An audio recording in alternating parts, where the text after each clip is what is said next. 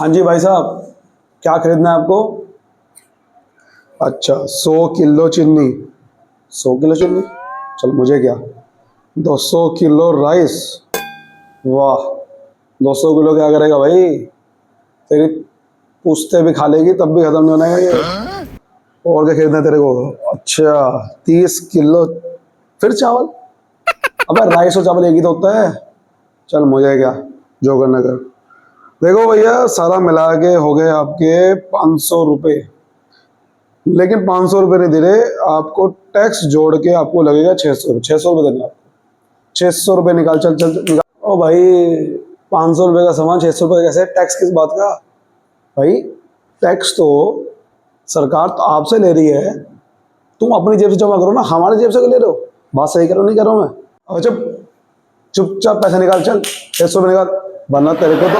रुको रुको रुको, दोनों रुको। करण और हैप्पी, मैं बताता हूँ सरकार आपसे क्यों वसूलती है टैक्स। इसी टॉपिक का नाम है जीएसटी।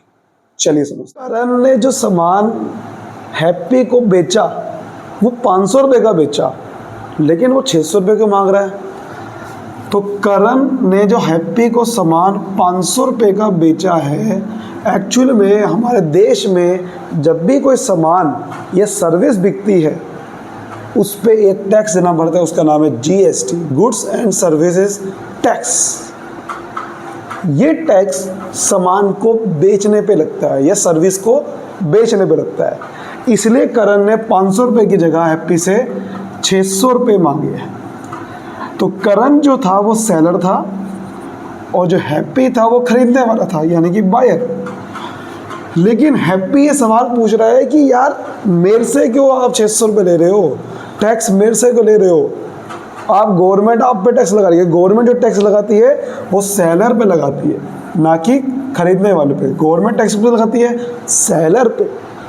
लेकिन हैप्पी यही सवाल पूछ रहा है कि क्यों मेरे से क्यों ले रहे हो भैया आप? क्योंकि ये एक इनडायरेक्ट टैक्स होता है। ये एक इनडायरेक्ट टैक्स होता है। अब ये इनडायरेक्ट टैक्स क्या होता है? देखो, टैक्स दो तरीके के होते हैं, direct tax, indirect tax. Direct tax वो टैक्स होता है जो जिस पे टैक्स लगता है उसी को ही पे करना पड़ता है। अगर गवर्नमेंट ने किसी की इनकम पे टैक्स लगाया तो उसी को ही पे करना पड़ेगा, वो ये नहीं कर सकता कि मेरी जगह ये पे कर देगा। एग्जाम्पल सबसे बड़ा क्या है? इनकम टैक्स जो हमारे देश में लगता है वो डायरेक्ट टैक्स होता है। लेकिन जो इनडायरेक्ट टैक्स होता है वो सेलर पे लगता है, बट बायर पे करता है। क्योंकि ये टैक्स गवर्नमेंट ने इसलिए बना रखा है ताकि हर एक बंदा टैक्स दे सके हमारे देश में, और गवर्नमेंट पे पैसा ज़्यादा आ सके टैक्स का। क्योंकि इनकम टैक्स तो भैया सब लोग पे नहीं कर पाते, फिर गवर्नमेंट को पैसा कहाँ से आएगा? इसलिए ये टैक्स सेलर पे लगाती है गवर्नमेंट, बट सेलर अपनी जेब से टैक्स ये पे नहीं करता। ये सामने सामान बेच के उससे टैक्स कलेक्ट करके और फिर गवर्नमेंट को जमा करता है। इसीलिए ये टैक्स को भुगतना पड़ता है बेचने वाले को। लेकिन क्या ये टैक्स बच सकता है ये बायर? क्या ये पे करने से बच सकता है ये बायर? बिल्कुल बच सकता है। अभी तो मैंने आपको समझाया कि सेलर पे नहीं करता, बायर पे करता है। लेकिन ये बायर ने जो टैक्स पे करा, जैसे कि आप यहां पर देख रहे हो कि बायर ने अनजाने में सही लेकिन 100 रुपए का टैक्स पे कर दिया, क्योंकि 500 रुपए का सामान खरीदा था लेकिन 600 रुपए कर रहा है। 100 रुपए का जो टैक्स पे कर दिया ये गवर्नमेंट से वापसी मांग सकता है। कैसे? अब आप समझो, अगर इसने भी सामान बेच दिया, क्योंकि मैंने बताया कि सामान बेचने के टाइम पे तो टैक्स लगता है, लेकिन वो खुद तो पे करता नहीं। क्योंकि जैसे इसने सामान बेचा, अब इसने सामने वाले से टैक्स दिया और जमा कर दिया। अगर ऐसे ही ये भी आगे सामान बेच दे किसी और को, तो इसने जो पीछे टैक्स पे कर दिया वो वापसी मांग सकता है। क्यों?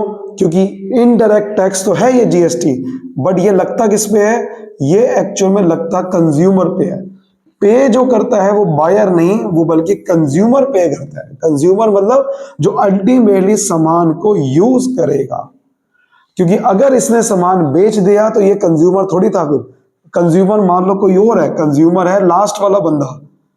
तो इसने अगर सामान बेच दिया, इसने 500 रुपए का जो सामान था उसमें अपना प्रॉफिट जोड़ के 900 रुपए का बेच दिया, और सामने वाले से फिर ये, क्योंकि जब सामान बेचा है तो टैक्स सामने वाले पे लगेगा और देना पड़ेगा। तो 900 रुपए की जगह कंज्यूमर ने इसको 1000 रुपए दिए। अब ये जो 100 रुपए जमा करने गवर्नमेंट में जाएगा, क्योंकि आपने इससे 100 रुपए लिए, गवर्नमेंट को जमा करने पड़ेंगे टैक्स के फॉर्म में लिए, लेकिन इसने जो पीछे पे कर दिया था वो वापसी ले लेगा, तो सरकार को इसको 1 रुपया भी देना नहीं पड़ेगा, क्योंकि सरकार ने ये कह रखा है कि जीएसटी कंज्यूमर ही पे करेगा। और अगर आपने पे कर दिया है पीछे जीएसटी, तो आप सरकार से वापसी मांग सकते हो, क्योंकि ये प्रावधान है। और ये प्रावधान इसलिए है क्योंकि जीएसटी एक वैल्यू एडिड टैक्स बनाया गया है। वैल्यू एडिड टैक्स, जीएसटी एक वैल्यू एडिड टैक्स क्यों है? वैल्यू एडिड टैक्स का मतलब कि आपको टैक्स उतना ही पे करना है सरकार को जितना उसने आपने सामान में वैल्यू ऐड करी है। अगर आपने 500 रुपए का सामान बेचा, तो अगर आपने आगे जो वैल्यू ऐड करी वो 900 रुपए की करी है, जितनी वैल्यू ऐड करी है उस पे ही टैक्स लगेगा। आप फालतू का टैक्स पे नहीं करोगे। अगर आपने कोई पीछे टैक्स पे कर दिया है, वो नहीं पे करना है दोबारा से गवर्नमेंट को, वो वापसी मांग लेना है। इसी को बोलते हैं value added tax. Value added का मतलब यही है कि सरकार को उतना ही टैक्स पे करना है जितना आपने सामान की वैल्यू में बढ़ाते जा रहे हो। जितनी वैल्यू में बढ़ोतरी करते जाओगे, जैसे 500 रुपए के 900 कर दिया, 900 से अगर ये, अब जैसे कंज्यूमर तो बेचेगा नहीं, अभी जितनी अगर वैल्यू ऐड करेगा सरकार से उतना ही टैक्स मांगती है, क्योंकि जो पीछे पे कर दिया टैक्स वो नहीं मांगती, वो वापसी ले लेती है। ठीक है, तो अल्टीमेटली सरकार को जीएसटी कंज्यूमर पे करता है, बट जमा जो है वो अलग अलग बीच में सप्लाई चेन में जमा होता है। सप्लाई चेन कहते हैं इसे, यानी कि सप्लाई चेन में सबसे पहले होता है प्रोड्यूसर जो सामान को बनाता है, फिर होलसेलर, फिर रिटेलर, फाइनली कंज्यूमर। तो प्रोड्यूसर होलसेलर को सामान बेचेगा, इससे टैक्स लेगा, ये गवर्नमेंट को जमा करेगा। होलसेलर आगे रिटेलर को बेचेगा, ये इससे लेगा, ये गवर्नमेंट को जमा करेगा। लेकिन जो इसने इससे पीछे पे कर दिया है वो सरकार से वापसी मांग लेगा। फिर रिटेलर कंज्यूमर को बेचेगा, इससे टैक्स लेगा, गवर्नमेंट को जमा करेगा, लेकिन जो इसने पीछे पे कर दिया है ये भी वापसी मांग लेगा। तो इसी प्रोसेस को बोलते हैं वैल्यू एडिड टैक्स। और जीएसटी हमेशा कंज्यूमर बियर करता है, यानी कि जो सामान खरीद रहा है और आगे बेच नहीं रहा, सिर्फ उसी जेब से जीएसटी जाएगा। अगर किसी ने बीच में जीएसटी पे कर दिया, वो वापसी मांग सकता है सरकार से अगर वो सामान आगे बेच देगा। और जो वापसी मांगने को बोलते हैं, इसको वापसी जो मांगा, ये जो वापसी मांगा इसको बोलते हैं input tax credit. Input tax credit, क्योंकि इनपुट इसके लिए सामान जो पीछे खरीदा था और आगे बेचने के लिए वो इनपुट था। इनपुट का मतलब आपने सामान को बनाने के लिए या बेचने के लिए जो खरीदा, इसलिए आप सरकार से वो टैक्स जो आपने पे कर दिया वो वापसी मांग सकते हो, और उसी को बोलते हैं input tax credit. I hope आपको जीएसटी समझ में आया होगा। मिलते हैं नेक्स्ट वीडियो में।